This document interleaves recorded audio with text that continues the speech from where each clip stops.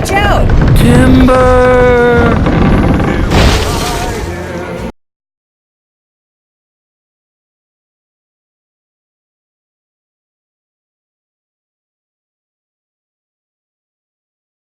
You've come a long, long way. I'm not afraid any longer. We've come a long, long way. Our love is getting stronger. We've come a long, long way, and the future's looking brighter. We've come a long, long way. Our love is so much tighter.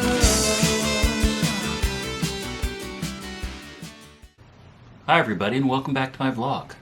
Sometimes I feel really lucky because I get to interview my friends on here. Some of them are just starting out, some of them have some experience, and some of them are just brilliant. For example, today I feel inspired by our guest so much that everything she says, I can just talk to her for hours about filmmaking and television and acting, and sometimes I have. She says things so from a place of her heart that it's almost like she's teaching a master class to me. That's why I'm very awe-inspired of her. She's very pretty, very intelligent, and very, very talented. You would think that somebody with all these great things, they could be snotty, but she does not have one little snot bone in her body. At this point, she has started off doing Shakespeare and theater in Boston, of all places, and she just most recently has had two really great roles. One as a juror on the Law and Order True Crime, The Menendez Murders miniseries on NBC, and then she just recently also finished CW Seeds Network's show called Worst Birthday Ever. She is a talent in the very purest sense, and like I said, just listen to her talk, it's a masterclass. So I'm so proud to present to you Mary Carrig. When I interview my friends, I always look at those who are the most passionate about their work, or who I think have the strongest amounts of talent. So today I wanted to make this season a little bit merry when it comes to the holiday season, so look who I brought in with me. An amazing, inspiring actress who I have known for about a decade, and is finally getting to the point where people are going up to her and saying, "Where do I know you from?" I proudly present one of the nicest friends I have, Mary Carrig. Hi. Hello. How are you? I'm great. Thanks for coming and joining us today. My pleasure. You have had not the largest amounts of work, but everything you have seems pretty prolific, actually, just based on who you are. And let me also say that you've been connected to things from Shakespeare to the CW, so the fact that you could fall within that range is amazing. It's almost like a variety of roll with the punches as such. So I wanted to discuss that with you today and how you've rolled with your punches. Well, I think Shakespeare has always been my foundation, and just when you want to do everything upscale or a little more highbrow, then things like the CW comes along, which is hilarious and fun, and it really helps sort of bridge that, covering all those bases of from the classical stuff to everything in between. Unfortunately, Shakespeare probably didn't get a real big chance to suggest catharsis in terms of acting, which I'm sure we're going to cover.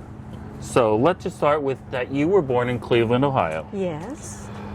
Was your family fine arts, or were they very much bookish, or? No, I was sort of the outsider when it comes to that. My younger brother has an appreciation for the arts, but mostly it was just me, and they were wondering, when would I get over this?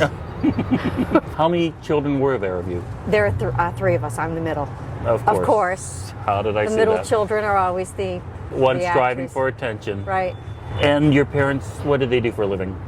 My mother worked in a bank, and my father had his own company. Oh, nice. Yeah. Anything that's become huge, or just a little mom and pop shop? Just his own business, but I'm really proud of the fact that he went out on a limb when we were younger. We didn't know as kids that he had taken this big leap, and they made a big sacrifice so that he could start his own business, and it became very successful. Nice. Yeah. You are from Cleveland. Yes. I just kind of want to know why Cleveland, in your opinion, has always... Pretty much, Cleveland gets a bad rap. Yeah, Cleveland. Why does Cleveland always have such a bad rap? It's always still known as like a loser town until LeBron showed up. Right, and it never was. Actually, Ohio is very, very strong supporting the arts. I went to Bowling Green State University, was a theater major, and the state of Ohio is all around very, very supportive and nurturing of the arts. Is that more Cleveland or more Ohio in general? The whole state. What would you say gave you the acting bug? When I was 6 years old, I did my first play. And you were? I played Queen Leah in Sleeping Beauty. Of course you did. Were you a ham at that age, you think? I don't think so. It was just, that was just the start. Up the street from where we lived, they had all these summer programs, and one of the summer programs was doing a play, and I had no idea what this was. I don't know how I got into it, but the next thing I knew, I was in the play, and that was really it. That was the bug. One of the characters that I've always seen you being very similar to is Carol Burnett, because of your deadpan reactions and how you held everything together until everything explodes all at once.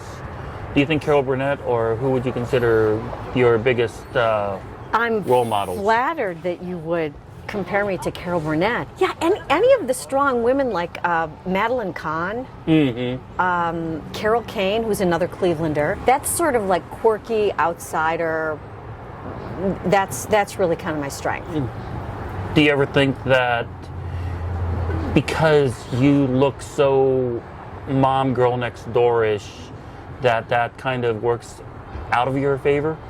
Well, initially it does, and I used to get very frustrated of, oh, you're the soccer mom type, you're the this, you're the that, and then I realized that's really where the comedy comes from, because the things that I do are funny because I look like this. It makes sense.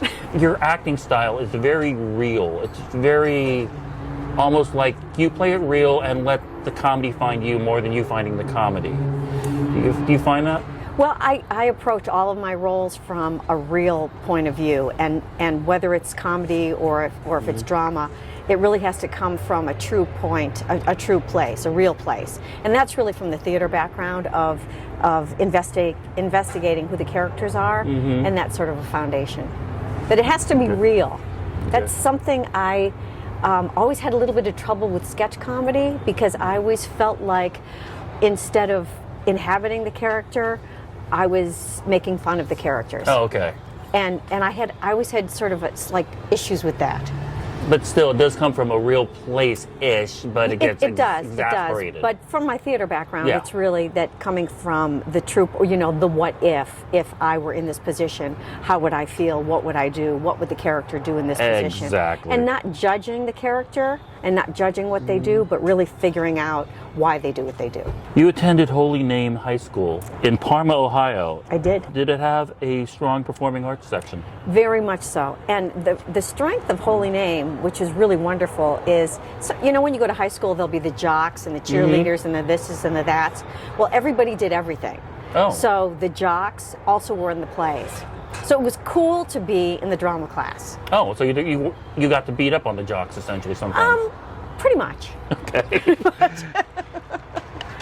And we did musicals. We did big spring musicals every year, and then had the drama classes. All 4 years I was in the drama class.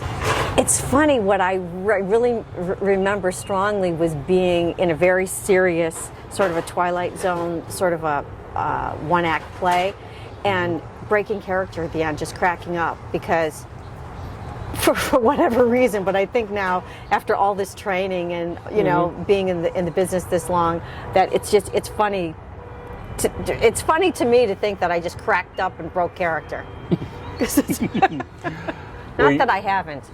No, not you. I do have a theater story where we were doing The Cherry Orchard. Chekhov. Chekhov, right. And it was a wonderful, wonderful production over at the Gascon Theater that's not there anymore in Culver City. I played Charlotta, the governess. So I had one of the girls in the cast had a little dog, and that was part of my prop, was this dog. So when the little dog showed up at the show, it was my responsibility to make sure little Butchie took his little, made his little business and did his whatever. And so I would go out to the loading dock, and I had this whole ritual, and I had this big wig and big hat and, you know, all these lovely costumes. So I would have this ritual, and one of the guys in the cast, who was way too young to know all of the lyrics to Billy Don't Be a Hero, was singing Billy Don't Be a Hero as I was holding the dog and letting the dog do its business. And I was so fascinated by this song that I realized all of a sudden I had that feeling in my gut, oh crap, I'm supposed to be on stage. The actor's nightmare. I had this feeling, it rose in me. I picked up the little dog and I ran. And the entrance to the theater, I had to go around, back inside from the loading dock, all the way around, almost like a city block, into the front. And by the time I entered, all the actors, it was the opening scene where they were sort of introducing all the characters, they were all exiting. So I walked in, I put the little dog down, and I walked center stage, and I stopped and I just looked around and I said, and then exited. Wow. You pulled that so off. I'll never forget it, but what's hilarious is the other actors didn't really notice that I wasn't there. I guess this is why you're glad Paper Lace never came out with another hit. Wow.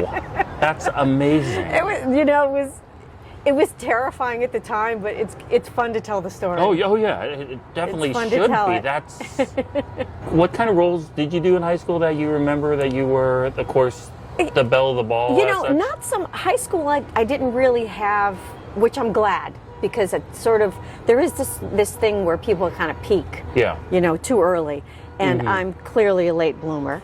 But my bigger roles came in college, so that's when I was introduced to Shakespeare and Chekhov and Moliere and all the classics. So that was my breakthrough. My senior year of college is when I did my first Shakespeare play, and that was that. Have you ever thought about going into stand-up, because you do have that timing? I have, and boy, if I could maybe. Yeah. I mean, yes. I mean, because you're from Ohio. Drew Carey, Phyllis Diller, Richard Lewis, and even my friend Melissa Logston, who's an amazing stand-up comic. Right. And they have a lot of Cleveland and Ohio and the grit of Midwestern values, and which you have. So do you feel like that was a good launching spot for your comedy tone? Yeah, I did a show at Chagrin Valley Little Theater, which was the home of Tim Conway also. Okay, Chagrin yes. Falls, Tim Conway. I did Company there, the musical. That was one of the last musicals probably I did, and then I sort of shifted away from there. But that's really where I started to work the comedic things. And when you Nice. talk about like the deadpan thing or the little bit ditzy or a little bit off-kilter person, and that's what's funny about it, is not that kind of a reaction to things. Why did you choose Bowling Green State? A really ridiculous reason. My friends were going there. 'Cause I love Bowling Green. I love the people. You know, I've such a connection to the university. Of course. And that gives me a good excuse to go back on a regular basis. So were you these crazy freshman girls that just hung out with each other for comfort and bonded? No, you know, and because I was a theater major, a lot of our classes were Friday afternoons, these longer workshops, and I always like to tell the story of if there are happy hours. I don't know if there's happy hours anymore on campuses. I don't think so. Not supposed to. I don't think they're supposed to. Yeah. But they would have all my, you know, roommates or dorm friends would go off. They would, you know, get made up and dolled up and whatever, and they would go to happy hour. And that's when my workshop classes were, that were 2 to 4 hours in the afternoon. So Friday afternoons from 2 till about 6, I was in theater workshops, so they would be coming home from the bars after their first round of happy hour, getting ready to go back out, and I would be coming home from the big theater workshops, and then usually have rehearsals. Wow. So it kind of kept me out of trouble. I mean, that was the only thing I've ever been interested in, is the theater. So I didn't pay a lot of attention to my other classes. That has always been my focus and always been my drive. And it didn't really occur to me that, where everybody has to go uptown and do happy hour or that kind of thing. I was so focused on my theater classes. Well, plus considering you were under 21 at the time. Yes. I'm not going to touch that. What kind of projects did you perform in Bowling Green? My first Arthur Miller, I did The Price. I love The Price, and I'm waiting to do it again. Nobody does that. Oh, one. I love The Price. It's one of my favorite Arthur Millers. And then my first Shakespeare I did was Merchant of Venice. I played Portia in The Merchant of Venice at Bowling Green. You got one of the leads in your first Shakespeare. So that was my first. So you went to Boston and you decided to say, hey, let's do theater, as if it was that simple of a thing. Well, no, I moved to Boston with a couple of my roommates from Bowling Green, and just was fortunate to do incredible amounts of wonderful theater with incredible people. So I felt like that was kind of my in-between of, I had my Bowling Green theater training, and then I was sort of honing things. I did a lot of classics in Boston, and comedies. I think what you said earlier is I kind of swing between the classics, like the furthest on the pendulum, I'd say, is like playing Gertrude in Hamlet, which is one of my favorite Shakespeare roles. And then going back to the CW and doing Worst Birthday Ever, and everything in between. Does theater pay in Boston, unlike LA? No.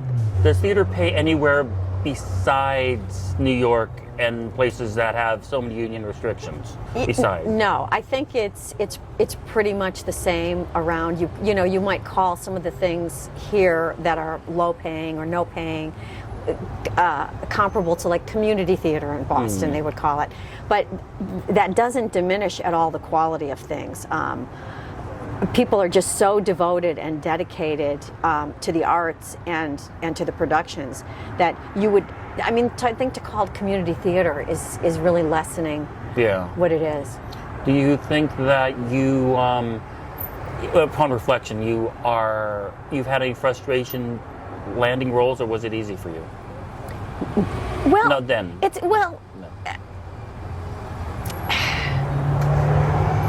I want to say yes initially, but being older, I realize, it just takes a while for people to figure out what you do.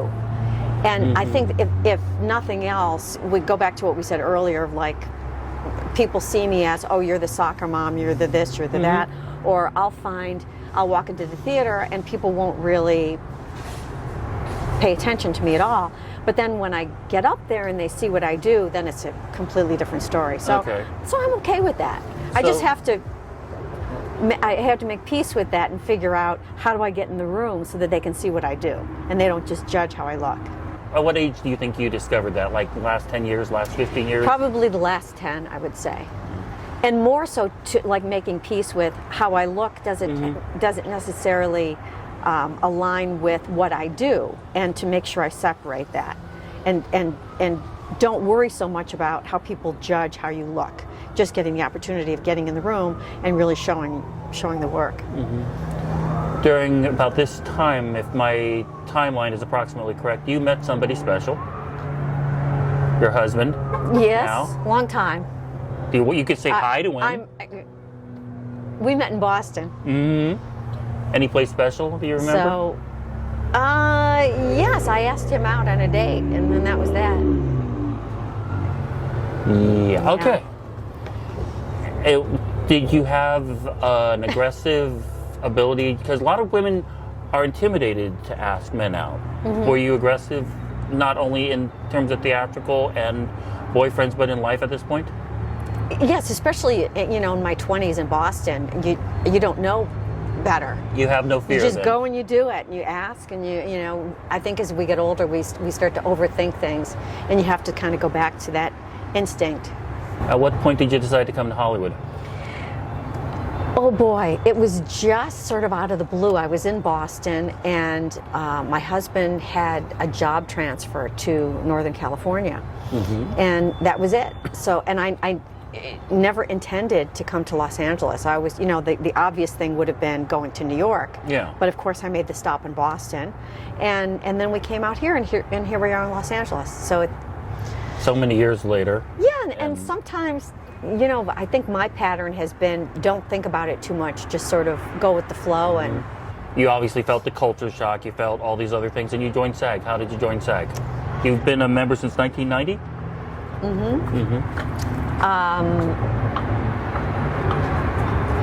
What did you do? You have the embarrassing smile. no, it's a great story. Please? My friend Telly Savalas helped me, Kojak, and people in LA tend to want to promise you things and not come through, and he always said that he would help me, and he did, and so he's responsible for helping me to get a job so that I could get my SAG card. That is one incredible. And I'm always grateful because I hear horror stories of people getting what it takes to get their SAG card, and I'm just always grateful that he was generous and he kept his word. Well, that concludes part one of this two-part interview, with the conclusion coming next week. Before we go, on a personal note, I want to say that today would have been my grandfather's birthday, so wherever you are, happy birthday, even though you would have been 114. But happy birthday nonetheless. And I'm told to push the likes on YouTube, the bell thing. I'm not really sure. It's something over here or there. I don't know. Maybe it's like I'm doing mime. I don't know. But feel free to follow me. Tell your friends to follow me. Apparently something good happens if I get enough people. I don't know. I get a pink car and let's Mary Kay. I don't know. But something good is supposed to happen if I get enough followers. So please follow me. And if you want to get hold of me, I'm at Ask Kyle a Question on gmail.com, or on the social media, I am at Kyle Isao, KYLEISAO. And I hope to hear from you because I respond to pretty much everybody. Anyway, that's the show from Hollywood. Till next week. That's a wrap.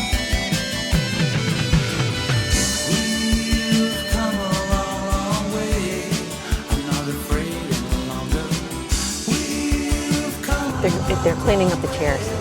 Yeah, I know. Here we are in beautiful Northridge, California, under a nearly full moon. Beautiful? Yes. Just looking brighter. We